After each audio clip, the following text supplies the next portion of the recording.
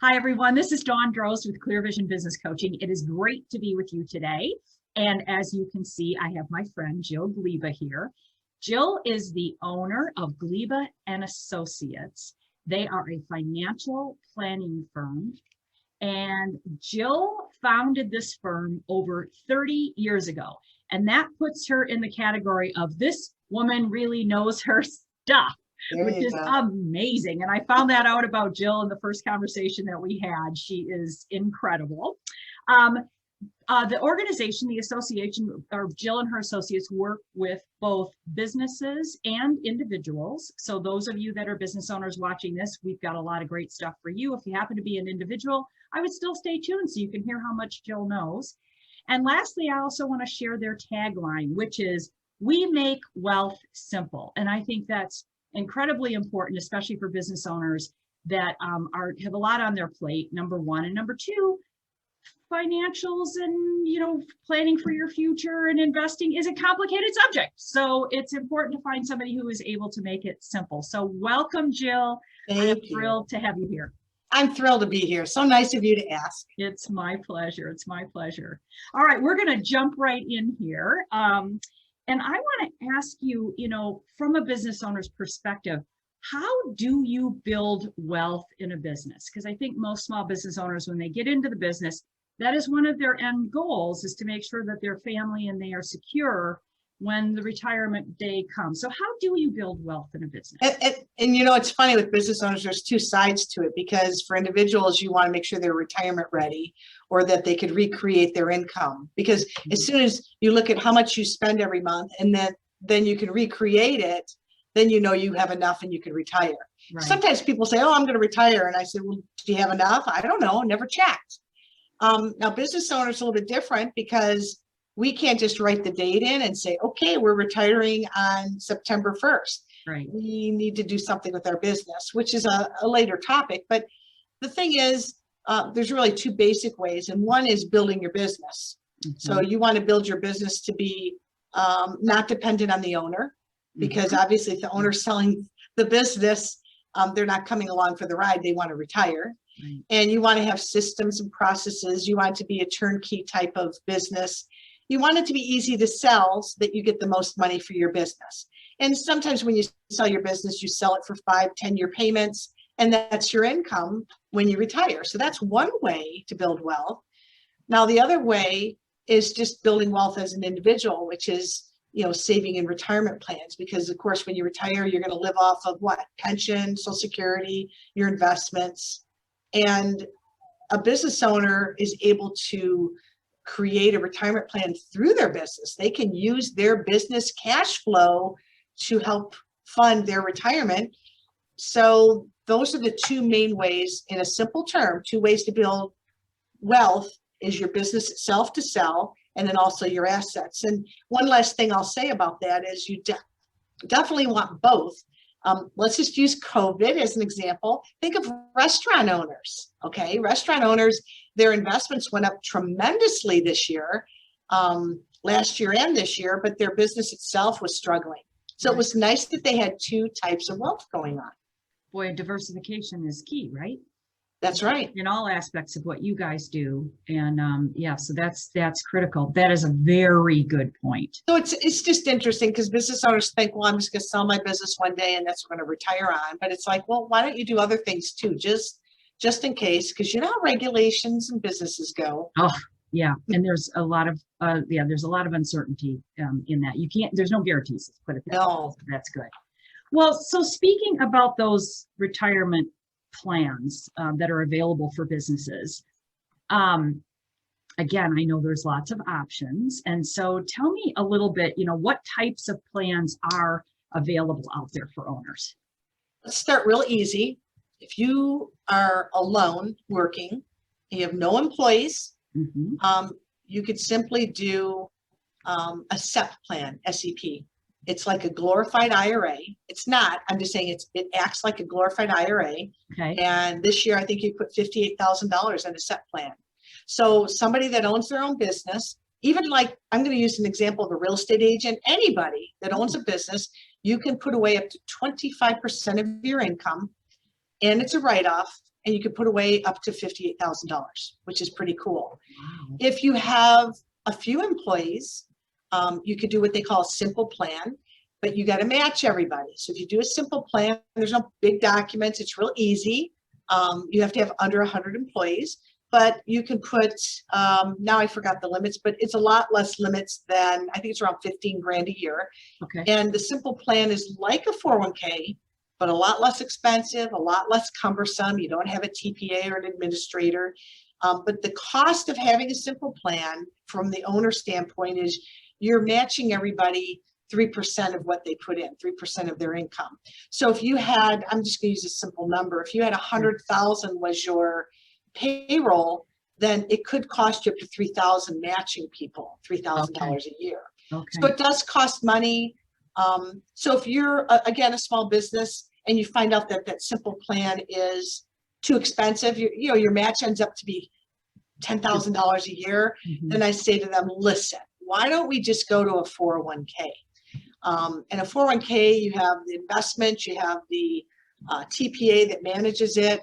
And a 401k, as a business owner, you do not have to match. Oh. So that makes it a little bit easier that a company could own a 401k for maybe, I'm going to say less than $2 grand a year, 1,500, depending how many employees you have. So again, don't quote me on exact prices, but you get the idea that a small company for a few $1,000s a year could have a 401k plan.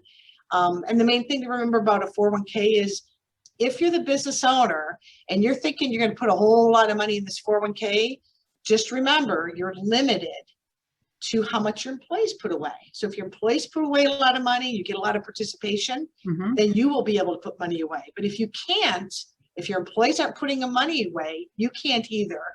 And I'm not going to go into it, but I'll tell you just for informational purposes. Sure. There's a 401k plan out there called Safe Harbor. And if you choose to match all your employees, then you as the owner can put the max in the plan too. So you've got the SEP, you've got the simple, you got the 401k. Let's say you're listening to this right now and you said, listen, I have employees, but I really can't afford, you know, a few thousand a year. I'll tell you something, you can do what they call a payroll deduction IRA. So you can offer a payroll deduction that all your employees could put money in an IRA, Roth or traditional, and it only costs you the line item on your payroll. So you're not matching, you're not paying any costs. It's just you're giving the employees an opportunity, you know, to save money in an IRA, and they're getting a group discount. Oh, that's discounts based on the whole group rather than an individual.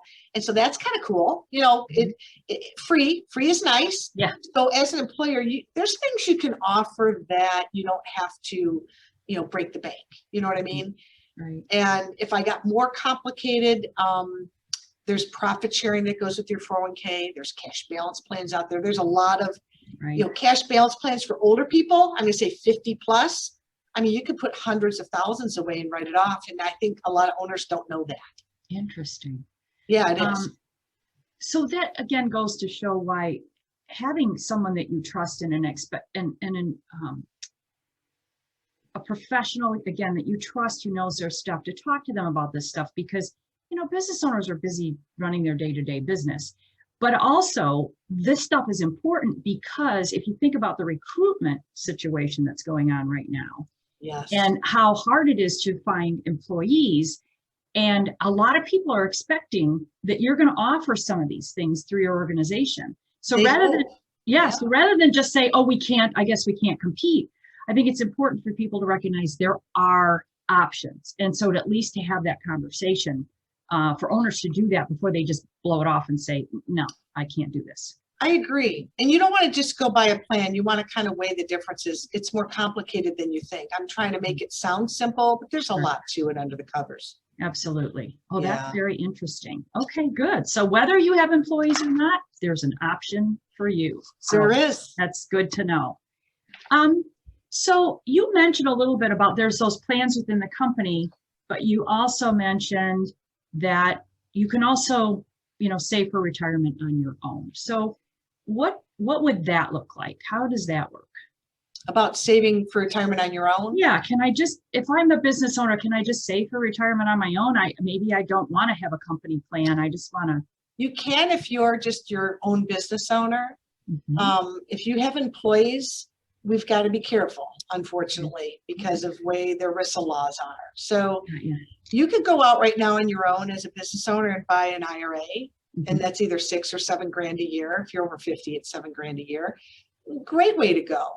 But if you said, well, I want to put more away, if you're a family business, let's say there's only mom, pop, and maybe a son or daughter, you can do what they call an individual 401k, an I-401k, and that's a smaller, cheaper version of a big 401k, same limits, loanability, you could borrow out of it, great plan, but it's only for family. So if you only had family in your company, I'm going to give you a ballpark, but maybe $600 a year to have an I-401k. So that's a nice option. But you're going to still have those rules about you can't put more than 2% away than your average employee puts away. And you have that 60-40 rule, which is the owner can't own more than 60% of the bucket of money. So if your 401k is $1 million in there, the owner can't have more than 600,000 of that $1 million in the plan, or disqualifies it. And what's going on here is the ERISA and the government want to make sure that you're starting a plan for your employees and not just only for your benefit. So when you ask that question, it's a loaded question because they don't want you to be able to just put money away for yourself. You have to include your employees.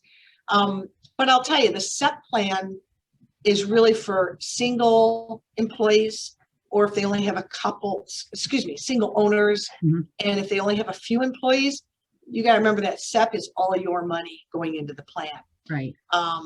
Profit sharing, kind of interesting. I have a few companies that they just put money in profit sharing when they have it. So they'll call me up at the end of the year and they'll say, you know what, we've got 40 grand. We'd like to put it in the profit sharing. And then I have the administrator run through these formulas. And out of that 40 grand, the owner might be able to have 28,000 goes to the owner and the rest gets sprinkled to the employees and they have to be vested. And that's not a bad way to go. So then the owner still gets a good portion of the money. And think about this. Now, if the owner paid that money to themselves, they'd have to pay taxes on it anyway. So exactly. We'll give it to your employees. Absolutely. So it's tricky though, just to let you know. And then the last one, which is very uncommon, it's kind of taken the place of a defined benefit plan. It's very restricted. I'm just telling you now, but if you do have a business owner that says, listen, I need to catch up and I need to put a load of money away. And that's maybe why they're asking, can I do something for myself? They can put 100, 200, 300,000 a year in the cash balance plan. But again, you have to include all your employees. Okay, great. So Jill, my next question is, we talked a little bit about preparing to sell your business. So that's one way for business owners to build wealth, is to get that wealth when they sell their business. And I can tell you that this is a favorite topic of mine because I did some M&A work back a few years ago. Oh, you probably know way more than I do. Well, not necessarily. I can just tell you that the one thing I learned was business owners really need to plan and to think these things through, and not just wake up one day and think it's just like the flip of a switch. I'm just burned out. I'm done. I want to get rid of it. Because those are the people that unfortunately will not get the money out of it that they hope to get. So I'm glad that you said that is one of the ways to build wealth, and that we're going to talk about it. So from your perspective, how do business owners prepare to sell? So first of all, I'm going to agree with you that sometimes business owners wait and realize they're getting tired and they don't, they're like, I can't do this anymore. And you can't wait till you feel that way. I mean, you got to say, I might retire in 10 years and start planning 10 years ahead of time. Seriously. And I don't think I'm exaggerating, to be honest. And I'll share a little bit of my story with this, and I hope you don't mind. Not at all. So there's three general ways. I'm sure there's a lot of things that go beyond the three, but the three main ways is, one is an internal transfer, which is what I'm doing. So being that I have clients that we have relationships with, I hired an employee He sat on all the reviews with me. My clients realized that all the work after the reviews was done by him, and they would call me and I'd say, well, you have to talk to Moyes. And they would say, oh, and after 7-8 years, I'm out of the picture completely. He's doing the reviews, he's doing the backup work. If I got hit by a bus, there would be no change for my clients. They're meeting with Moyes anyway, so I've made it really smooth transition there. Yeah. But then as an owner on the internal transition, I asked Moyes, I said, so if I get hit by a bus, are we good? And he says, no, the business is getting bigger than I thought. I think you need to hire somebody to replace you because you bring in all the business. And so I'm going to say the last couple of years, and I'll be honest, the first 2 people I went through did not work out. Not that they're bad people, they just didn't work out. Right. But I found 2 people, and one is very good at financial plans, very technical knowledge. And the other person is my daughter. So that was just lucky because she worked somewhere else for 8 years, and this just happened, and it was a godsend. So she runs the business. She does the marketing and such. So what's my point talking about me? You got to use that on yourself. If you're listening to this, you think about your own business saying, okay, how do I train people? And I'm training myself out of a job, right? Sure. But that's a good thing. And I talk to my employees and what would be a good transition. And now if you do a merge, you got to find an employee, maybe 2 or 3. You have to find people in place. You have to tell the whole place what's going on. You don't want it to be a secret. Right. My employees know what I'm doing. I suspect my clients know what I'm doing, and they probably appreciate it. So that's the hardest one, just for the record. Sure. The second one's a merge. So if you can find a competitor that complements you, let's say car dealership with a car wash, for instance, or a CPA with a financial planner, you get the idea. Sure. But or someone that's in the same business as you, and you can merge with them. And now you combine your businesses together. You're not the full boss. You got to let that go because now you're collaborating with someone else. Right. You don't have a lot of training to do. You're really just trying to structuralize your company and merge 2 into 1. And that might allow you to retire and sell to the other person. Sure. So that's the second way, is to merge. And the third way you mentioned already is just, unfortunately, I've run into a few people that they were ill. And I feel bad, but they had to just hurry and sell because they weren't feeling well and they just had to sell their business. The example I'm thinking of was a real estate agent and had a great business. And it would have been ideal, to be honest, if they took on a younger agent and, taught them everything, and then they would have gotten their flow of referrals. But by selling their business without preparing, it's tough to sell that because what is that new person buying? Right. And the customers don't even know them, right? I mean, that's tough. Right. Yeah. So selling to the third party, though, you gave the example where they're not prepared to sell to a third party, but you can prepare to sell to another party, not third party, sorry. Well, I guess sort of third party, sell to another organization, not even necessarily to merge, or it's just an individual owner that comes along that is in the market to buy a business, and you are in the line of work that they want to buy. Like, we sold HVAC company, and somebody. You're right. You're right. I guess you have a good point there, is that it doesn't have to be someone in your business, obviously. Right. You could own a roller skating rink, a sub shop, a restaurant, and someone else could buy it. Yeah. But it's much nicer if you can have time to train them and merge them into your a lot culture of times, and that kind of thing. Even if you sell to a third party coming into the organization, if you stay on as a while, a lot of times they'll come on as a consultant.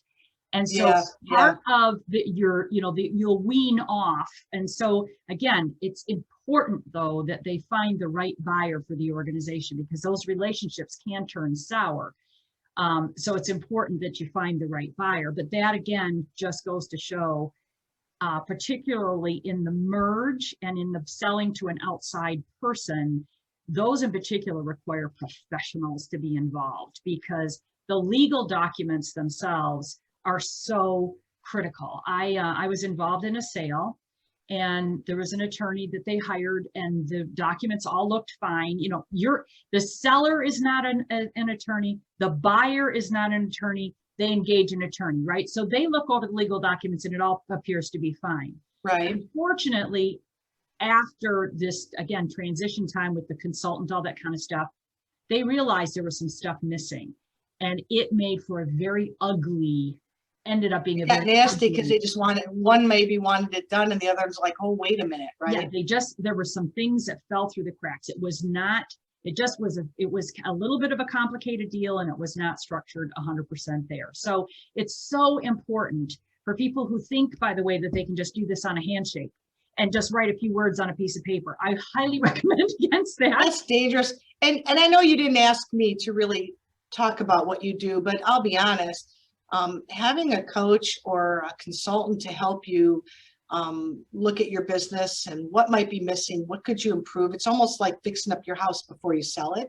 Absolutely. And also the consultant is not embedded in the business like you are, and they could start listing all these things like, what about this and what about that, and what if they could just think of all the what ifs, right, and get this all straightened out before the lawyer comes along. Yeah. Not that the lawyer's not going to think of these things, but I'll tell you, a business consultant that's strictly for your side is worth their weight in gold. Oh, no question. Okay? You know that, and I believe in coaches. I've had coaches. My business today would not be what it is without that. So honestly, I totally agree with you that you need a consultant or somebody on your side to help you figure all these things out. Yeah, and enough time to cross all your T's and dot all your I's, so that when the day comes and you say, now I want to really start marketing the company for sale, your financials are clean and everything is, your systems, like you said, the owner is not involved in the day-to-day anymore. That's the whole goal. You hit the nail on the head when you said that. That is critical if, again, you want to get top dollar. Now, if you want a fire sale, knock yourself out tomorrow, put it out, list it on Craigslist, and you might sell it. But if you want to get top dollar and to have built that wealth, I mean, these are, after all, many business owners feel like their business is like their child, right? I mean, they do them. They do. You're right. You've had Gleba Associates for 30 years. I mean, I've been in business for 16 years. This is like my baby. And if I were going to go to sell it, I wouldn't want to just have it, overnight. It would be important to me. No, and business owners know this. My rule is I always hire someone smarter than me at whatever I hired them to do. Yeah. Because I don't know it all. And I know I'm smart enough to know that I don't know it all. So can I do my own taxes? Yeah, sure. But do I? No, because I use my CPA for all their expertise and giving me ideas that I may not have thought of, because that's all they do all day. That's right. And that's what coaches do. They've been around many, many, many businesses, and they'll say, look, here's some common problems. Right. I didn't know that. Right. Absolutely. So absolutely. Yeah, we're on the same page on that. That's good. Awesome. Yeah. Thank you. That's great. That's great information. All right. Next question here we've got. What are my options when I want to retire? How the heck do I know? You mentioned this a little earlier, but how do I know if I have enough? That's always the $1 million question, right? How am I going to make sure? It's a funny question to me, because most people, when I do a workshop, I'll ask them, I'll say, how many of you learned how to invest? Like, a lot of us were taught how to save. Our parents said, save your money. But how many of us were taught to invest? And I'll be honest, it's less than 2% is what I'm getting. I'm not telling you statistically that's everybody, but in my small world experience, less than 2% of the population really knows how to invest. Sure. So when you retire, the first thing is, do you have enough? And so whatever you're spending now, I don't care what it is. Let's just say a couple has $5,000 a month that they spend, and they know that how? By looking in their bank account and just looking online, and you can see your pattern of what you spend. Okay, so there's your goal. Let's keep it simple. That's your goal. That's what you need to retire on. How am I going to recreate that goal? Well, pension, Social Security, and your investments. And maybe you'll work part-time. Business owners, it's selling their business. So that's a little bit different, but selling your business and turning that into income is similar to investments. Wouldn't you agree? Oh, absolutely. Okay. So it's very similar in that sense. So let's just use a quick example and make this easy. If this couple needs $5,000 a month, if they had enough assets to create $5,000 a month by selling a business, investments, and all those things I mentioned, they wouldn't have to work anymore. They could. And if they are, they're probably very happy because they're working because they want to, Right. not because they have to. So how do we recreate $5,000 a month? Well, let's say this couple each gets $1,500 a month Social Security. So I'm being, pretty conservative. Mm-hmm. That's $3,000 a month. Mm-hmm. Where are they going to get that other $2,000 a month? Well, if they had $1 million, either from a sale of a business, their 401k and their IRAs or investments, that $1 million at 3.6% withdrawal. So you have your $1 million sitting there and the withdrawals come out every month. Mm-hmm. That's $36,000 a year. That's $3,000 a month. Okay. So if you had $1 million plus your 2 Social Securities, guess what? You just recreated $5,000 a month. And then the second part of this question, and I won't make it too long or complicated, but what do you do with that $1 million? That's the other question people have. And there's really thousands and thousands of products out there, but there's only 3 basic ones, and this will help you. Mm-hmm. The first is just put it in investments and have the investment send you a check every month.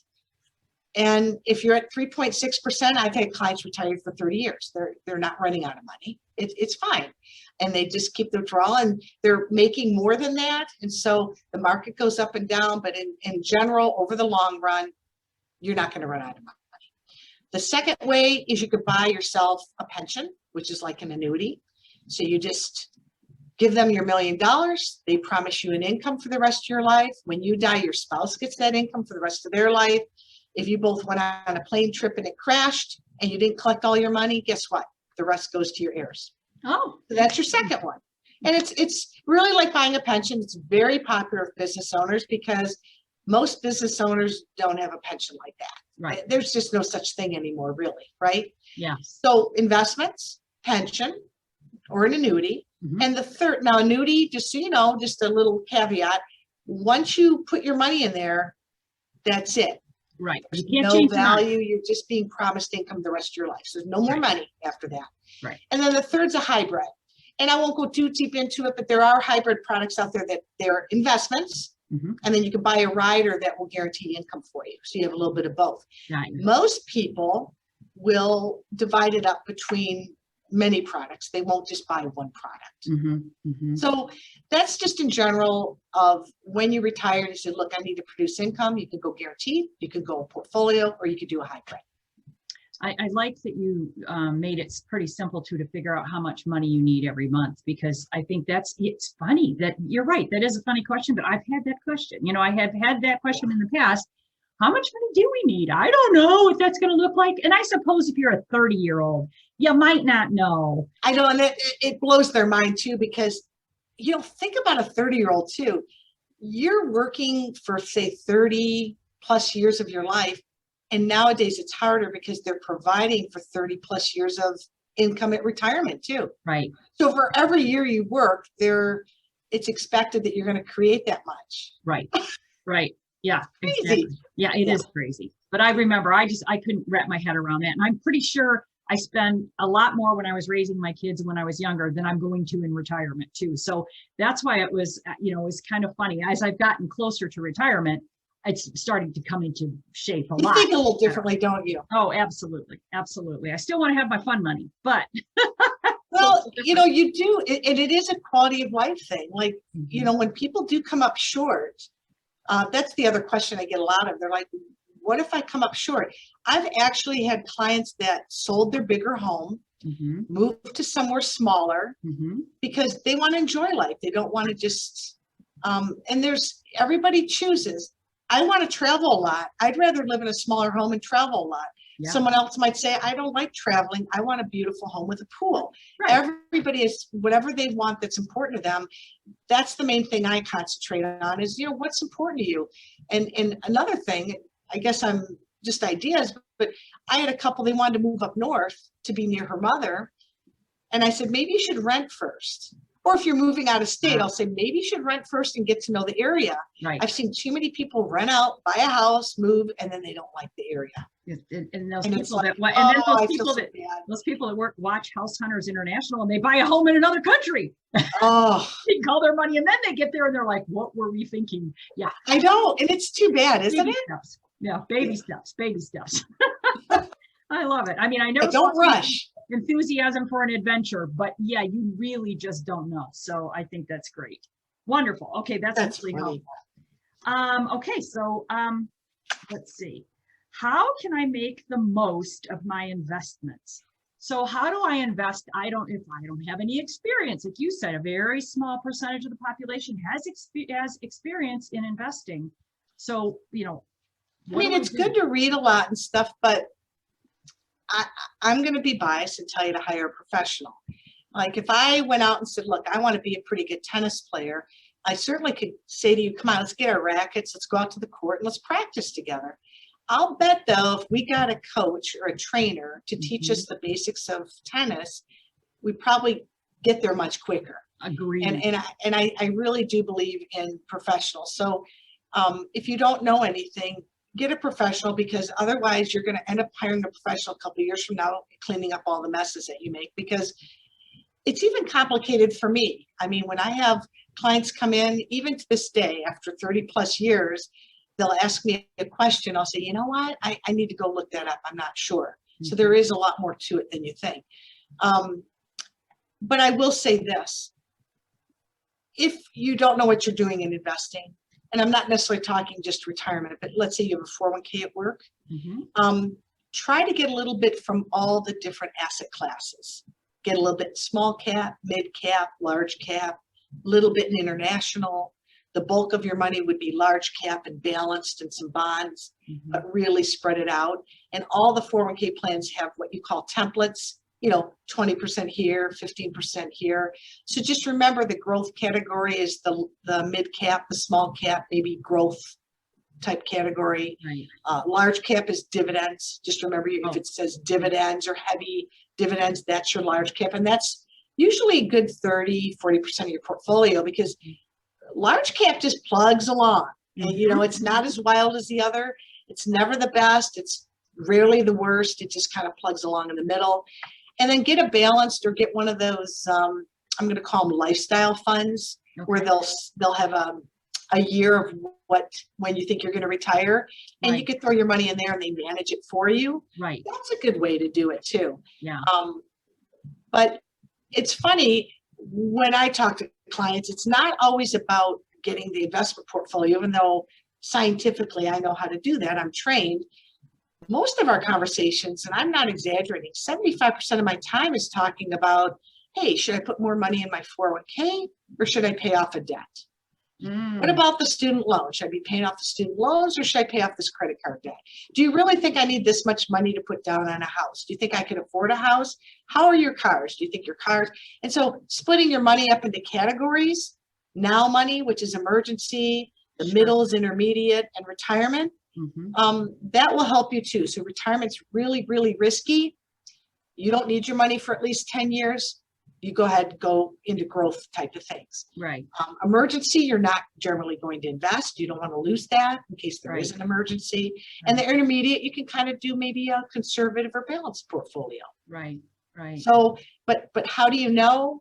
It's hard. I don't know how people would know unless they read up or ask somebody, to be quite honest. But you're right. Hiring a professional, really, like you said, a money manager, somebody that does it every single day, and really understands the ins and outs and can make those recommendations, is so critical. I've had used somebody pretty much all my life, and when I was young, I did invest in my own mutual funds back probably in the late 70s. At least you did it. At least you did it. Yeah, I did it. And of course, that money all went into a house then, that all blew up with kids and all that kind of stuff. Yeah. But I will tell you that, again, I think it's so important. And, a lot of parents don't teach their children these things. Well, they don't know either, to be fair. Right. And so I think, again, just hiring somebody that's a professional. And don't be fancy. Don't try to get fancy. Right. If you are going to do individual stocks and you're, just having a little bit of fun, don't make that a big part of your net worth. Right. No, my husband and I have a couple of stocks that we watch for fun. It's fun. Yeah. It is fun, but we're also not, that's a little bit like, to me, going to the casino. So it's a little bit of a gamble in the money, depending on where you're putting it. So if you enjoy that, you want to do a little bit of research, like we just have had some fun with it. it would be cool. I wish I would have invested in AMC theaters back in May. Isn't that funny? It was $9 a share. They're $58 a share today. It's crazy. There's a lot. And you know, I tell people too, beginners, I'll say, listen, you know, mutual funds are just a basket of a bunch of an investment. So an average mutual fund, in case people don't know, is about 100, on average, about, they're all different, but I mean, on average is 160 companies in one fund. So you're spreading your risk, you're still getting all stocks. If someone says, oh, but that's not the stock market. Yes, it is. It's a basket of stocks. You're just not buying one, you're buying 160 in one product. Right. And that's what usually is what is in 401ks. Sure. And also I tell people, just invest regularly. They call that dollar cost averaging. Right. And not to get into it, but I mean, if you take dollar cost averaging, you're always going to get a lower average price of what you're buying. And it's just a good habit to just invest, like your 401k, you invest in every time you get paid. Perfect. Why don't you just spin off your emergency and intermediate, and every time you get paid, some money goes into those two buckets. Right. Absolutely. Yeah. So great advice. That's just kind of basics, but it helps because if you just did that, you'd be pretty golden, you know? Yeah, absolutely. Yeah. Great information, Jill. Thank you so much. I appreciate it. Oh, you're welcome. It's fun. It's good stuff. It is good stuff. All right. Thanks.